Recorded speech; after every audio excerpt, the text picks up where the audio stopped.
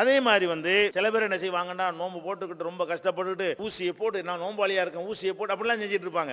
ஊசி போட்டு தான் செய்யணுங்கிற அளவுக்கு நீ வந்துட்டேன்னு சொன்னா நோன்பு வச்சு கொண்டு ஊசி போடலாமா? அது ஃபத்வாவும் கேட்பாங்க. ஊசி போடுற அளவுக்கு ஒரு நிலைமை உனக்கு இருக்குன்னு சொன்னா வேற நாள்ல வச்சுட்டு போ. உன்னையான இப்படி கஷ்டப்படுத்த சொன்னா பிரயாணத்தில் ரசூல் ஸல்லல்லாஹு அலைஹி வஸல்லம் அவர்கள் போய்கிட்டு இருக்கிறாங்க. பிரயாணத்தில் போய்கிட்டு இருக்கும்போது அசர் வக்து அடைந்து விட்டது. இன்னும் அசர் வக்துனா என்ன, இன்னும் கொஞ்ச நேரத்தில் நோன்பு திறக்கக்கூடிய நேரம் வந்துருது. அப்படி இருந்து ரசூல் ஸல்லல்லாஹு அலைஹி வஸல்லம் என்ன பண்றாங்க, பிரயாணத்தில் நோன்பை விடலான்னு காட்டுவதற்காக வேண்டி மக்களுக்கு எல்லாம் அந்த தண்ணியை காட்டிட்டு என்ன செய்யறாங்க, அவங்க குடிக்கிறாங்க. சில பேர் ரசூலுல்லாஹ் ஃபாலோ பண்ணி நோன்பை விட்டாங்க, சில பேர் விடல. விடாதவர்களை பற்றி ரசூல் ஸல்லல்லாஹு அலைஹி வஸல்லம் சொன்னாங்க, உலாயிக்கல் உசாத், அவர்கள் பாவிகள். நான் ஒன்னு செஞ்சு காட்டி இருக்கும் பொழுது பேணுதல் நோன்பு தொடர்றாங்களா அவங்க என்று நபிகள் நாயகம் ஸல்லல்லாஹு அலைஹி வஸல்லம் காட்டி இருக்கிறாங்க.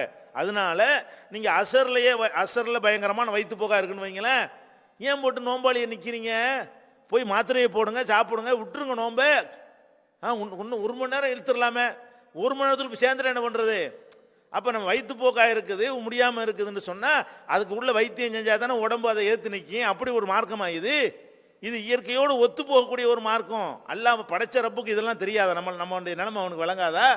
அப்படி அல்லாஹ் என்ன செஞ்சிருக்கிறான், அவ்வளோ சலுகையை தந்திருக்கிறான். அதனால் முடியாத நிலை வந்துச்சுன்னு சொன்னால் அது நோன்பு திறக்கிறதுக்கு ஒரு அரை மணி நேரத்துக்கு முன்னாடி இருந்தால் கூட விட்டுட்டு அலட்டி கொள்ளாமல், இது லேசான மார்க்கம், இது ஒரு கஷ்டமில்லாத மார்க்கம், அல்லாஹ் ரப்புல் ஆலமீன் இந்த சலுகையை நமக்கு தந்திருக்கிறான் என்று சொல்லி நோன்பை விட்டு என்ன செய்யுங்க, மருத்துவம் பண்ணி விட்டு இன்னொரு நாளைக்கு அந்த நோன்பு வைங்க.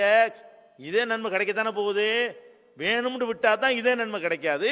நம்ம ஒரு நோய்க்காக பிரயாணத்துக்காக நம்ம விட்டோம் என்று சொன்னால் ரமலானில் வைக்கும்போது என்ன நன்மை கிடைச்சோ அந்த நன்மை கிடைச்சிருமில்ல. அவன் தானே செலவு கொடுத்துருக்கிறான். அல்ல நம்மளா அந்த சலுகை எடுத்துக்கிட்டோம். அல்லாஹ் கொடுத்த காரணத்தினால என்ன செய்யும், நமக்கு அந்த கூலி கிடைத்து விடும் என்பதை என்ன செய்யணும், அதை நம்ம புரிந்து கொள்ள வேண்டும்.